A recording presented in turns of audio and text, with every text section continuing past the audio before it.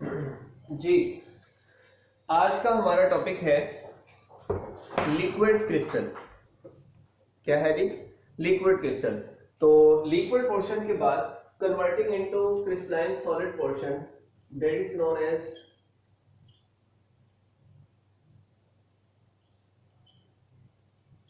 Liquid crystal.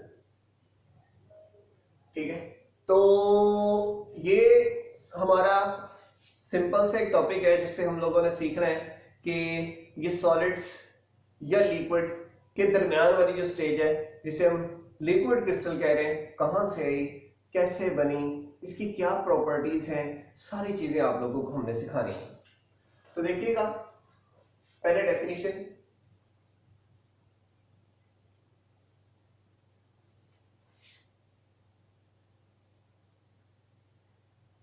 a turbid liquid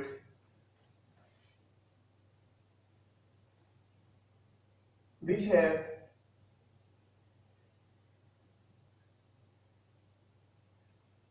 properties like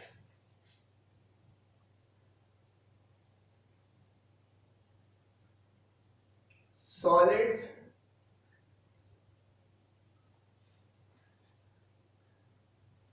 as well as liquids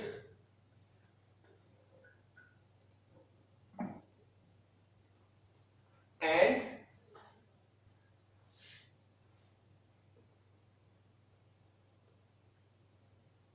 exist between melting temperature and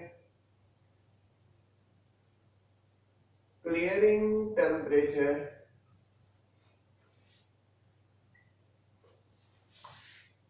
is called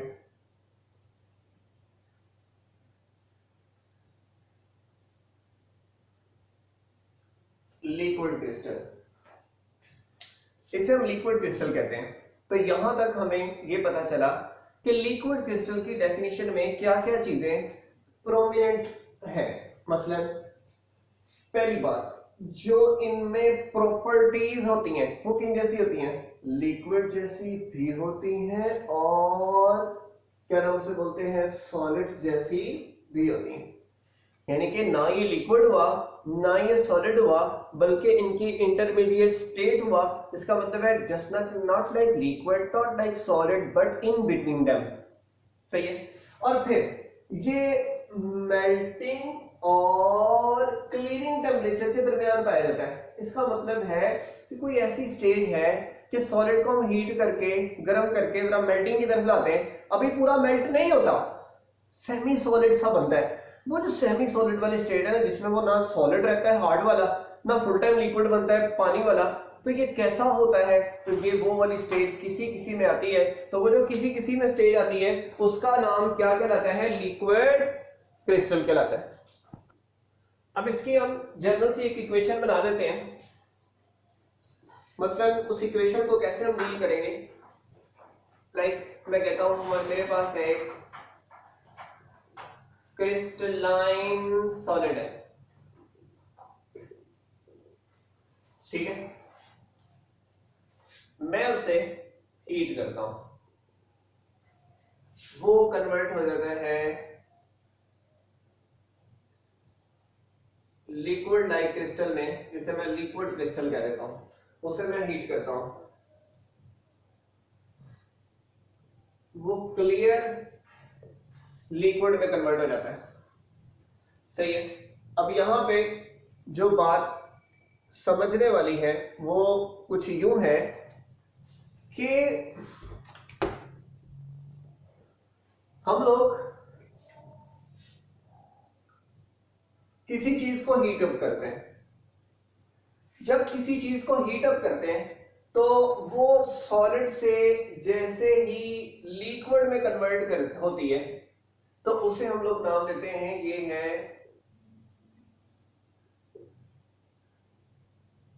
melting temperature.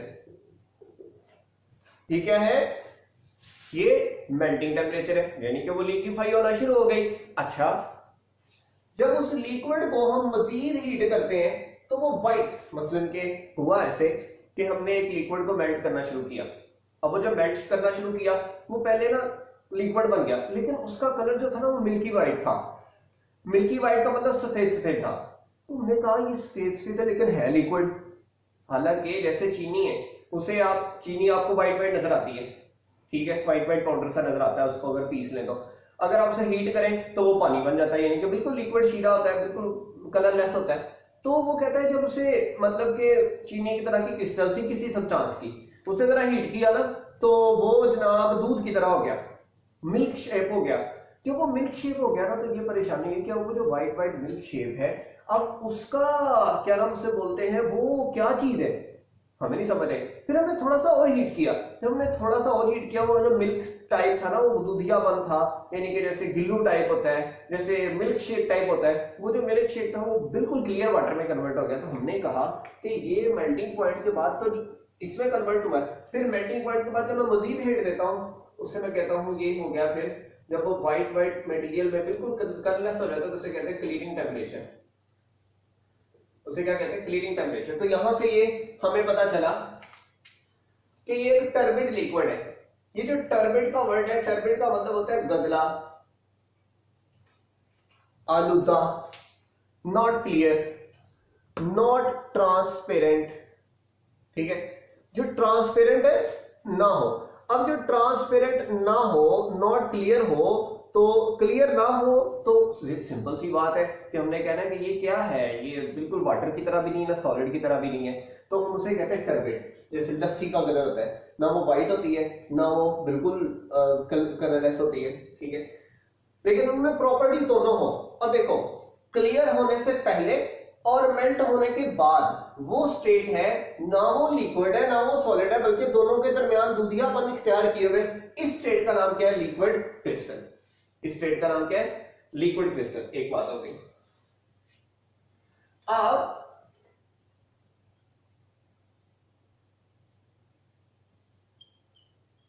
Example से मैं clear हुआ कि ये liquid crystal कैसे है।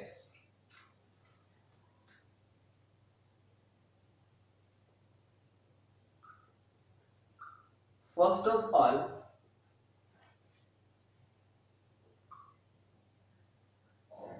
a crystalline solid was crystalline solid of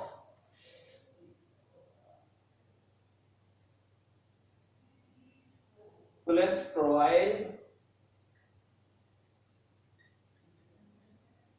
benzoate,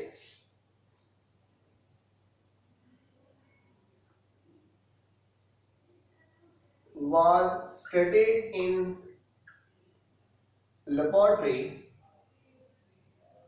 and scientists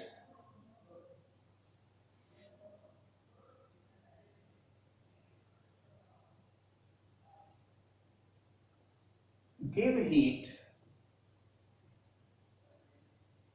to find its melting point, then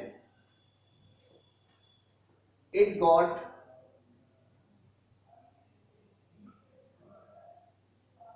converted into milky liquid at 145 degrees Celsius,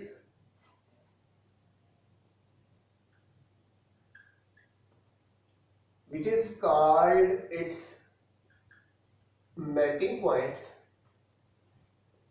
And when it was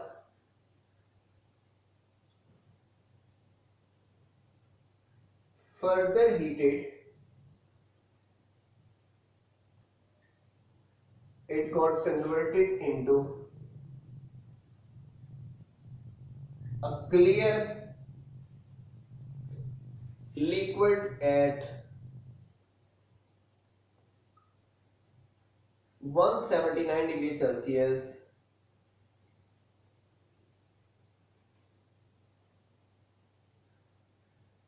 which is called it's cleaning temperature. ठीक है, अब मैंने जरा वजाहत से लिख दिया है ताकि आप लोगों को पता चल जाए कि ये क्या चक्कर है, तो जरा उसको आपने ध्यान से समझने की कोशिश करनी है।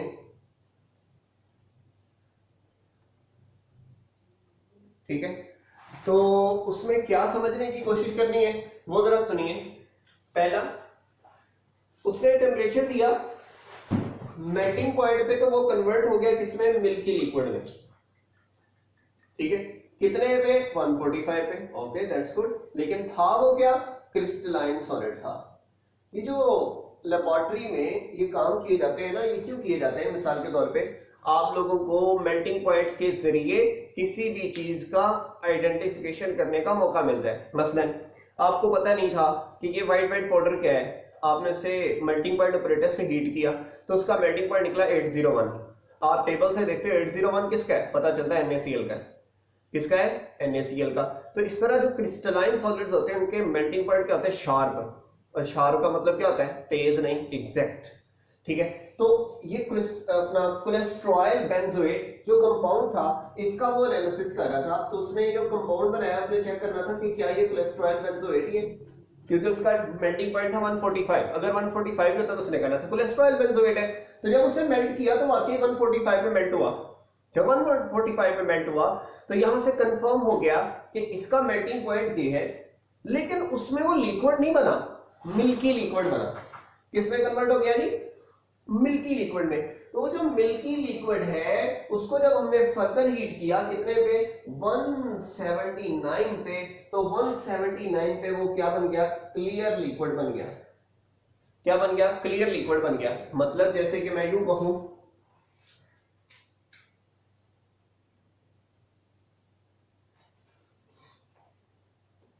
अब वो जो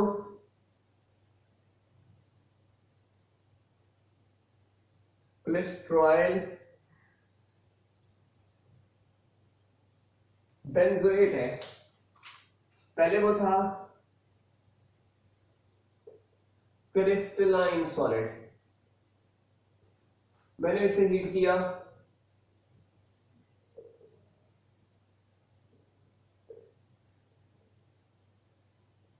वो मिल्की लिक्विड में कन्वर्ट हो गया। मिल्की लिक्विड को फर्दर हीट किया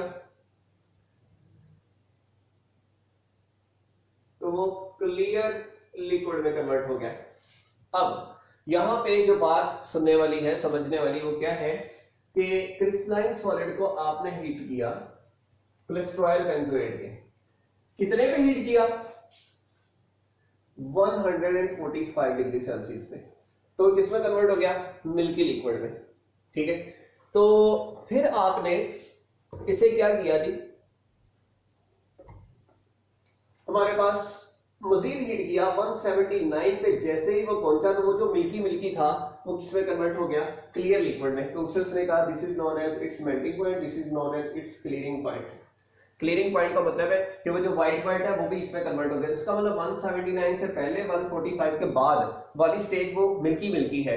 ठीक है, तो उसने यही तो कहा था कि जो क्लीयरिंग और मेल्टिंग टेम्परेचर के दरमियान एग्जिस्ट करे, क्लीयरिंग और मेल्टिंग टेम्परेचर के दरमियान एग्जिस्ट करे। जिसके दरमियान एग्जिस्ट करती है उसका नाम क्या है, लिक्विड क्रिस्टल है। अब उसने कहा कि ये जो मिल्की लिक्विड है इसकी प्रॉपर्टीज मिलती किस तरह की है। अब प्रॉपर्टीज में बात आनी, मुझे हमने कहा कि लिक्विड की तरह की भी और सॉलिड की तरह की भी है। ठीक है, अब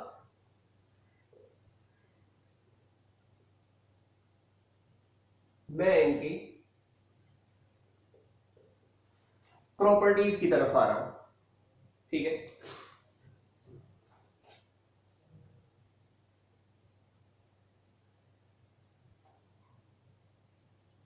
अब सुनिए,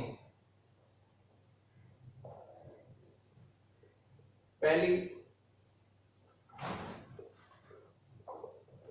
लिक्विड्स की तरह की कौन सी प्रॉपर्टीज है इनकी, तो वो देखनी है। फिर सॉलिड्स की तरह की देखनी है, तो लिक्विड की तरह कौन कौन सी प्रॉपर्टीज के ये शामिल है। मतलब पहली बात हम ये कहेंगे दे flow like liquids.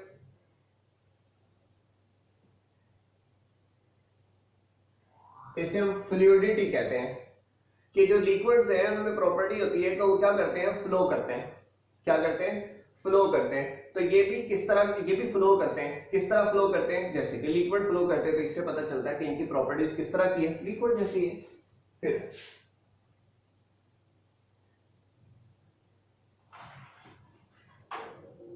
They have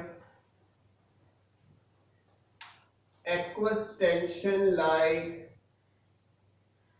liquids। इनमें एक्वस टेंशन भी होती है, सरफेस जो होती है उसकी टेंस्ड होती है, उसे कहते हैं एक्वस टेंशन लाइक लिक्विड्स। उसके बाद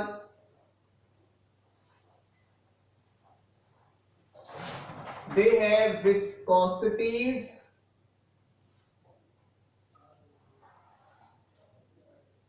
लाइक लिक्विड्स। इनकी विस्कोसिटी भी, ये भी प्रॉपर्टी किसकी है, लिक्विड की। उसके बाद they have refractive index like liquid। तो बेसिकली पहले तीन प्रॉपर्टीज, चौथी भी अपना इसी की होती है।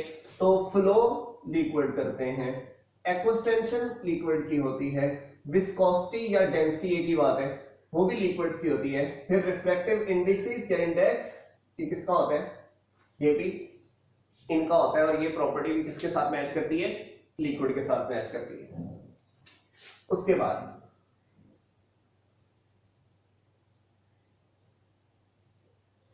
लिक्विड के बाद सॉलिड जैसी कौन सी प्रॉपर्टी है। मतलब आपसे कोई पूछे ना कि लिक्विड क्रिस्टल की प्रॉपर्टी किससे मैच करती है, तो हम कहेंगे भाई लिक्विड से भी मैच करती है और सॉलिड से भी मैच करती है। तो पूछ लिया गया भाई सॉलिड की तरह कैसे मैच करती है, लिक्विड की तरह कैसे मैच करती है। तो लिक्विड की तरह आपने कहते ना ये फ्लो करती है, ठीक है, इनमें एक्वस टेंशन है, इनमें विस्कोसिटी लिक्विड जैसी है। तो ये चीजें लिक्विड से मिलती हैं। अब सॉलिड से कौन कौन सी मिलती हैं, वो चीजें देख लेनी।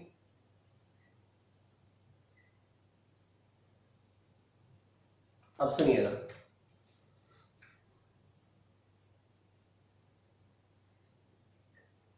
दे है रिजिडिटी लाइक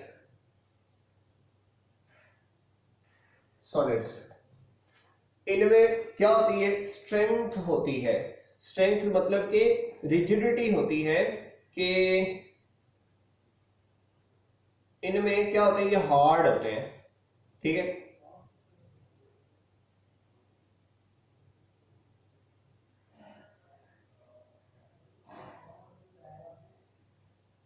फिर अगली बात आ जाओ, हम यूं कहते हैं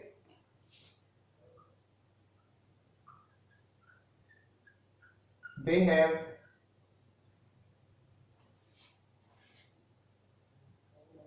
optical properties like सॉलिड्स, यानी कि रिफ्लेक्शन, रिफ्रैक्शन, ये वाले जो काम है ये सॉलिड्स की तरह करते हैं।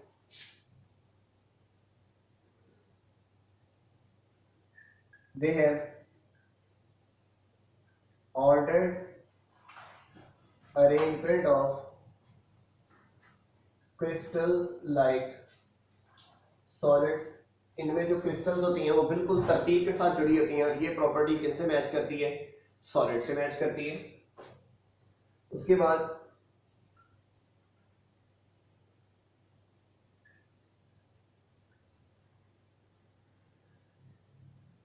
हम यूं कह लें कि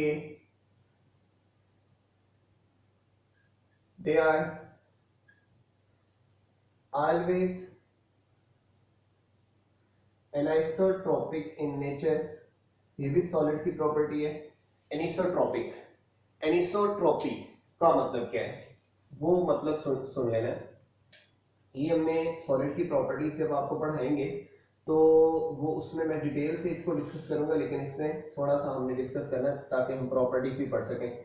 तो एनिसोट्रोपी में देखें, एनिसोट्रोपी के अंदर हम लोग कहते हैं कि अगर आप डायरेक्शन चेंज करें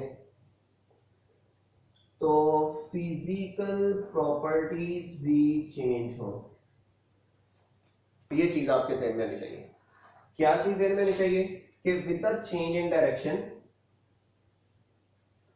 फिजिकल प्रॉपर्टीज आल्सो चेंजेस। मतलब बड़ा सिंपल सा है, सुनिएगा। जैसे शीशा होता है ना, ऐसे पतले रुख आप आर पार देखें तो आर पार नजर आ जाता है, इधर को देखें तो आर पार नजर नहीं आता, साइड से देखें ना तो आर पार नजर नहीं आता। इस तरह देखो डायरेक्शन बदली है तो देखने की एबिलिटी भी क्या होगी, बदल गई। ऐसे ही हम कहें कि इधर को कोई चीज में से इलेक्ट्रिसिटी गुजारे तो गुजर जाए, इधर को ना गुजरे। जैसे ग्रेफाइट है ना, ग्रेफाइट में आपको पढ़ाऊंगा कि अगर इस तरह पैरेलल करंट गुजारेगा तो गुजरेगा, ऊपर से गुजारेंगे तो नहीं गुजरेगा। इसका मतलब है कि जब उसकी डायरेक्शन चेंज करो तो उसमें से करंट गुजरने की, इलेक्ट्रिसिटी गुजरने की, लाइट गुजरने की, इसका रिफ्रैक्टिव इंडेक्स, उसकी कुछ भी कोई भी फिजिकल प्रॉपर्टीज अगर उसमें चेंज आती है, डायरेक्शन के चेंज के साथ अगर प्रॉपर्टीज चेंज हो तो उसे कहते हैं एनिसोट्रॉपी, और ऐसी सब्सटेंसेस को कहते हैं एनिसोट्रॉपिक सब्सटेंसेस। तो जितनी भी क्रिस्टलाइन सब्सटेंसेस होती हैं यानी कि सॉलिड की तरह, क्योंकि इनके अंदर क्या होती है, क्रिस्टल्स होती हैं, तो क्रिस्टलाइन सॉलिड जितने भी होते हैं वो सारे क्या होते हैं, मोस्टली क्या होते हैं, एनिसोट्रॉपिक होते हैं। ठीक है, क्रिस्टलाइन सॉलिड आइसोट्रोपिक भी होते हैं, एनिसोट्रोपिक भी होते हैं, ये भी मैं प्रॉपर्टीज आपको तभी डिस्कस करूंगा। लेकिन एनिसोट्रोपी ये मैं सिंपल ये बता रहा हूं कि डायरेक्शन के बदलने के साथ क्या बदले, प्रॉपर्टीज बदले।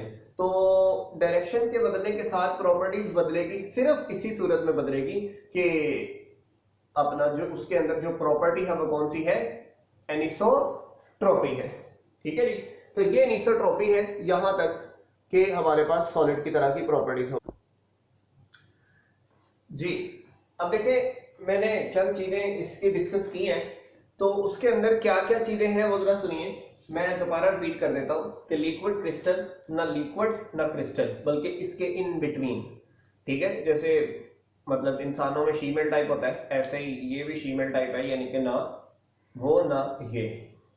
ओके, टर्बिट यानी कि गदला, नॉट क्लियर, नॉन ट्रांसपेरेंट, जिसकी प्रॉपर्टीज लिक्विड और सॉलिड के साथ साथ मिक्स करती है, कुछ लिक्विड के साथ कुछ सॉलिड के साथ, जो क्लीयरिंग और मेल्टिंग टेम्परेचर के दरमियान पाया जाता है। सॉलिड जब मेल्ट होता है वो टर्बिड लिक्विड में कन्वर्ट हो जाता है, उसे मजीद हीट करें तो वो क्या बन जाता है, लिक्विड। लिक्विड बनने से पहले और सॉलिड मेल्ट होने के बाद की जो फेज है वो लिक्विड क्रिस्टल है। ठीक है, अच्छा, तो सबसे पहले एक्सपेरिमेंट किसके ऊपर किया गया, कोलेस्ट्रॉयल बेंजोएट के ऊपर। क्यों, उसका मेल्टिंग पॉइंट क्या था 145, जब उसे 145 पे मेल्ट किया गया तो वो लिक्विड नहीं बना, उसे मजीद हीट किया कि ये लिक्विड क्यों नहीं बन रहा, उसे हीट किया 179 पे जाकर वो अपना लिक्विड बन गया। तो उसने कहा कि 145 और 179 के दरमियान वो कौन सी स्टेट थी कि वो मिल्की पॉइंट में कन्वर्ट हुआ है, तो इसे कहते हैं लिक्विड क्रिस्टल। ओके, फिर प्रॉपर्टीज लाइक लिक्विड फ्लो करते हैं, एक्वस्टेंशन होती है, उनकी विस्कोसिटी होती है। ठीक है, और ये चीजें जो होती हैं ये किसकी तरह मैच करती हैं, लिक्विड की तरह। और सॉलिड की तरह उसे कौन सी चीज रिजेंबल करवाती है, जैसे उसमें रिजिडिटी होती है, रिजिडिटी कहते हैं हार्डनेस, फ्लो भी करता है लेकिन हार्ड भी है। फिर ऑप्टिकल प्रॉपर्टीज लाइक मतलब कि डिफरेंट रिफ्रैक्शन, रिफ्लेक्शन, ये दोनों जो है ना वो कॉमन ही है, मतलब इसमें भी लिखी जा सकती है, इसमें भी लिखी जा सकती है, क्योंकि रिफ्रैक्टिव इंडेक्स लिक्विड का भी होता है सॉलिड का भी होता है, इसलिए कहते हैं ये दोनों की प्रॉपर्टीज मिक्स करती हैं। फिर इनमें अरेंजमेंट होती है, तो जिनमें अरेंजमेंट होती है वो तो सॉलिड्स होते हैं ना, सही है। उसके बाद दे आर ऑलवेज एनिसोट्रोपिक, ये क्या होते हैं, एनिसोट्रोपिक होते हैं। एनिसोट्रोपिक मैंने बताया जिनकी प्रॉपर्टीज तब्दील करने, अपना फिजिकल डायरेक्शन चेंज करने से प्रॉपर्टीज क्या होती हैं, चेंज होती हैं। Physical properties like conductivity, like any other thing, ये चेंज होती है। अब इसकी थोड़ी सी जो है ना वो टाइप्स देखेंगे, उससे हमें ये क्लियर कट वजाहत मिल जाएगी कि हमारे पास इनका क्या अंदाज है। तो सुनिएगा,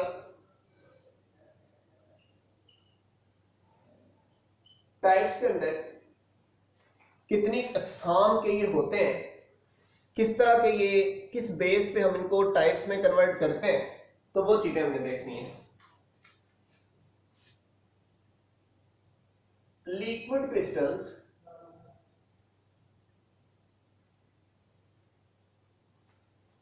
have needle-like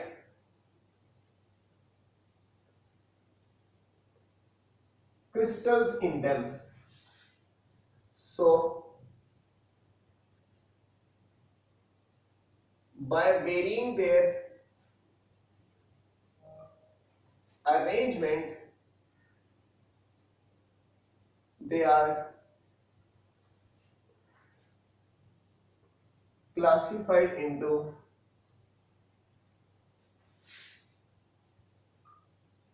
थ्री टाइप्स। अब इन टाइप्स की डायग्रामेटिकल वे से हमने देखना है इसे, वैसे इसकी कोई इतनी खास इंपॉर्टेंस नहीं है। तो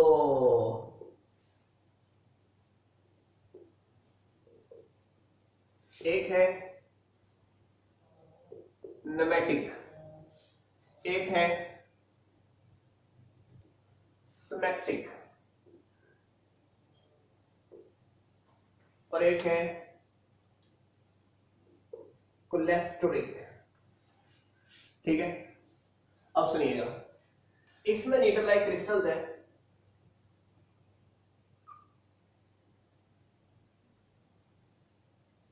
लेकिन उनकी अरेंजमेंट बिल्कुल इर्रेगुलर है मतलब अरेंजमेंट ही, लेकिन कोई पैरेलल नहीं है, ऐसे होती है ना, मतलब इस तरह करके है। इर्रेगुलर वे से अगर क्रिस्टल्स अरेंज की हो तो उसे कहते हैं नमेटिक। ठीक है, फिर सुने सिमेट्रिक। सिमेट्रिक लफ्ज लिखता है सोपी टच से, सोपी टच। इसमें बिल्कुल सीधी अरेंजमेंट होती है, ऐसे सारे एक दूसरे की लाइन में और पैरेलल अरेंजमेंट के साथ जुड़े होते हैं, ये होता है सिमेट्रिक। और फिर अगर कोलेस्ट्रिक, कोलेस्ट्रिक में सिमेट्रिक जैसी होती है लेकिन कोलेस्ट्रॉयल बेंजोएट से ये लफ्ज निकला है, लेकिन हर लेयर की अरेंजमेंट दूसरी लेयर से डिफरेंट होती है।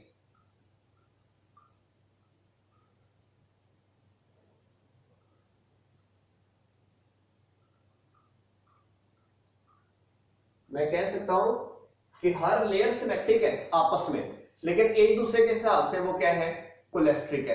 क्योंकि कोलेस्ट्रिक का स्टाइल ही ये है कि क्या नाम उसे बोलते हैं, कोलेस्ट्रॉल बेंजोएट जैसी है। अब थोड़ा सा इसमें अरेंजमेंट के हिसाब से नमेटिक है क्रिस्टलाइन सॉलिड, लेकिन पैरेलली अरेंज नहीं है। सिमेट्रिक बिल्कुल पैरेलल अरेंज है और एक ही फेज है। और फिर आगे कोलेस्ट्रिक, कोलेस्ट्रिक में पैरेलल अरेंज है लेकिन हर लेयर दूसरी लेयर से डिफरेंट अरेंजमेंट रखती है। तो इस बेस पे लिक्विड क्रिस्टल को तीन किस्म में डिवाइड किया जाता है, क्योंकि लिक्विड क्रिस्टल की प्रॉपर्टीज बहुत कमाल की है, तो इस वजह से हम लोग इसको बहुत ज्यादा इंपॉर्टेंस देते हैं, बहुत ज्यादा इंपॉर्टेंस देते हैं। सही है, तो अब इनकी प्रॉपर्टीज है चंद एक, वो मैं थोड़ी सी डिस्कस करने लगा हूं कि इनकी कौन कौन सी प्रॉपर्टीज है जो हमने पढ़नी है। ठीक हो गया, तो प्रॉपर्टीज के एतबार से असल में ये जो हमारे पास लेयर्स है ना, ये एक दूसरे के साथ लूजली बॉन्डेड होती है। क्या होती है, लूजली बॉन्डेड होती है। इस वजह से इसे थोड़ी सी भी हीट दें, थोड़ा सा भी टेम्परेचर दें, थोड़ा सा भी गर्म करें तो इनकी जो है ना, क्या नाम उसे बोलते हैं, डायरेक्शन चेंज होती है। जैसे इनकी डायरेक्शन चेंज होती है तो मतलब कि इस तरफ को लाइट कन्वर्ट हो रही है, सीधी जा रही है, इस तरह करेंगे ना, वो थोड़ी सी रिफ्लेक्ट हो जाएगी, थोड़ी सी पास हो जाएगी, पास होने वाले का कलर क्या हो जाएगा, चेंज हो जाएगा। तो इसलिए इसके ऊपर हीटिंग इफेक्ट बहुत ज्यादा है। थोड़ी सी हीट चेंज करोगे, डायरेक्शन चेंज होगी, जैसे ही डायरेक्शन चेंज होगी, लाइट के गुजरने की एबिलिटी चेंज होगी, तो कलर चेंज होगा। क्या चेंज होगा, कलर चेंज होगा। तो इसमें कलर चेंजिंग की वजह से हमने सारी प्रॉपर्टीज पढ़नी है।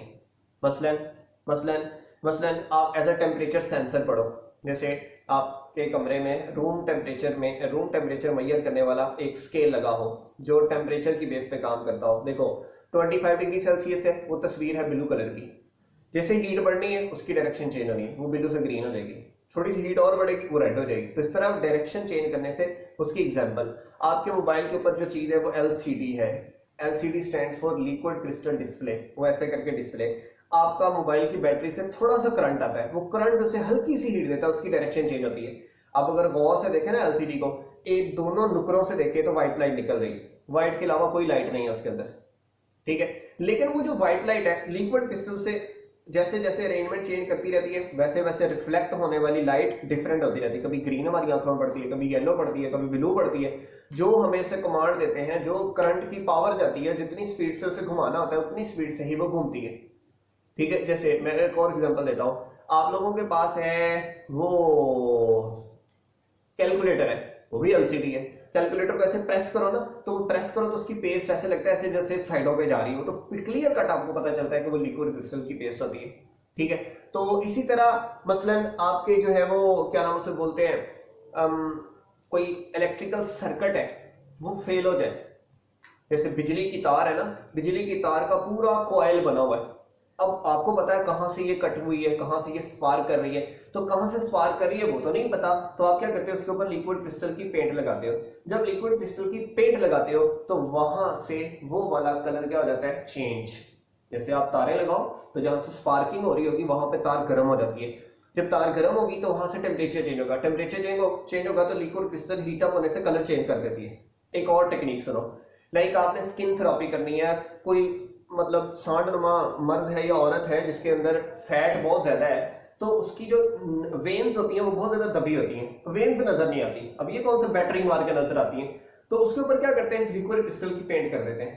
ऐसे जैसे है ना, लिक्विड क्रिस्टल की पेंट कर दी, जब लिक्विड क्रिस्टल की पेंट करती, जहां जहां वेन है वहां वहां ब्लड है, और ब्लड का टेम्परेचर गर्म ही रहना है, यानी कि हीटेड होता है, 37 होता है। ठंड की वजह से बाकी जिस्म तो गर्म हो सकता है लेकिन ठंडा हो सकता है, लेकिन ब्लड ठंडा नहीं हो सकता, वो गर्म ही रहना है। ब्लड गर्म होगा, जिस्म ठंडा होगा, जहां से वो हीट अप चीज होगी वहां से वो कलर चेंज कर देगी, जैसे कलर चेंज होगा ऐसे रूप नजर आ जाएगा, वहां पे हम आसानी से इंजेक्शन लगा सकते हैं।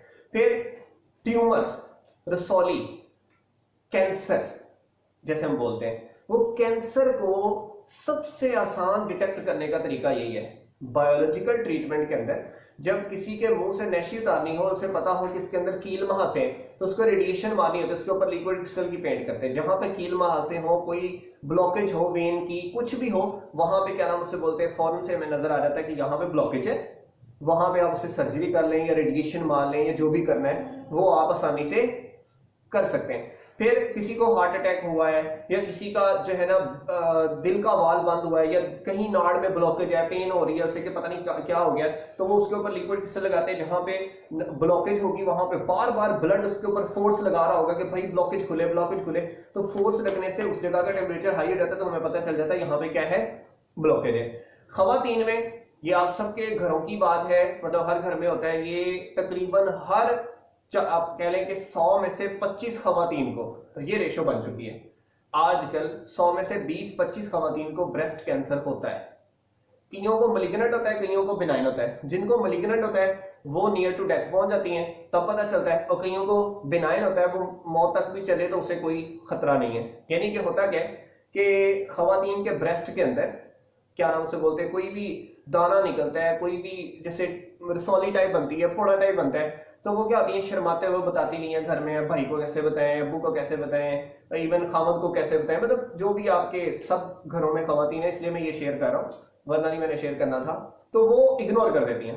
अब इग्नोर करने से दो नुकसान आते हैं, अगर तो वहां पे टिका रहा, उसे कहते हैं बिनाइन, अंधा, अन्ना ट्यूमर, उसने कहीं नहीं जाना, ठीक है, तो वो डॉक्टर से भी चेक करवाए ना, वो कहते हैं बीपी कोई मसला नहीं, अगर ज्यादा पेन हो तो हम जहां से हल्का सा कट लगा के वहां से वो ट्यूमर रिमूव कर देंगे, उसका कोई इशू नहीं है।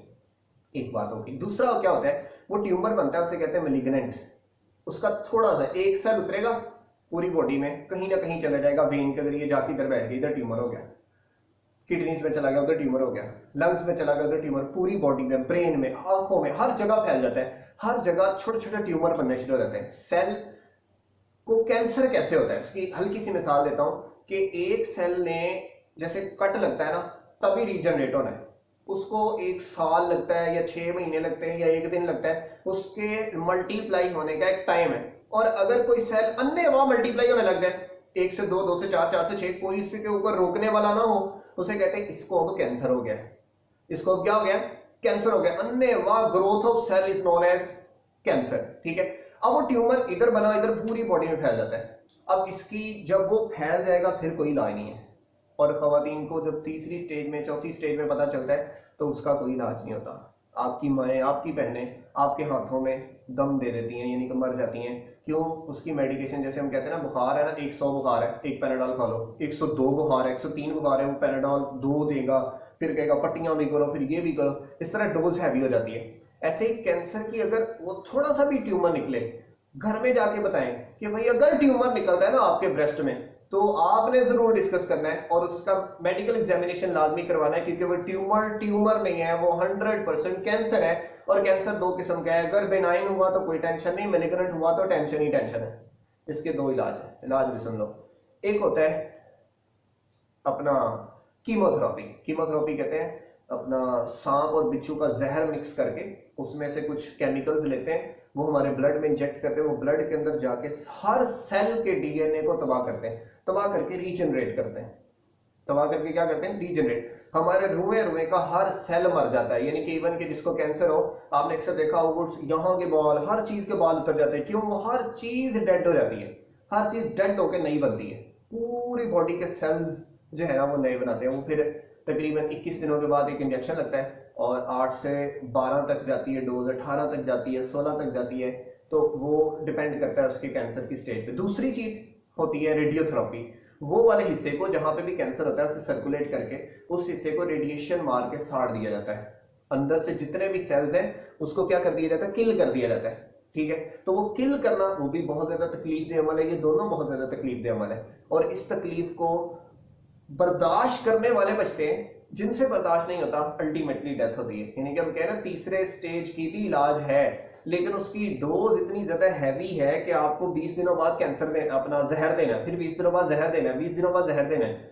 तो अगर तो वो जहर बर्दाश्त कर पाता है जिसम, क्योंकि कैंसर के साथ पहले वो डैमेज हो चुका होता है, लेकिन बाद में अगर उसे जहर देते हैं तो वो फिर और ज्यादा डैमेज हो जाता है, जिस वजह से डेथ काज होती है। तो ये वाला केस खुद मैं इसीलिए डिस्कस करता होता हूँ कि मेरी मदर को ब्रेस्ट कैंसर हुआ, ये तकरीबन 3 साल पहले।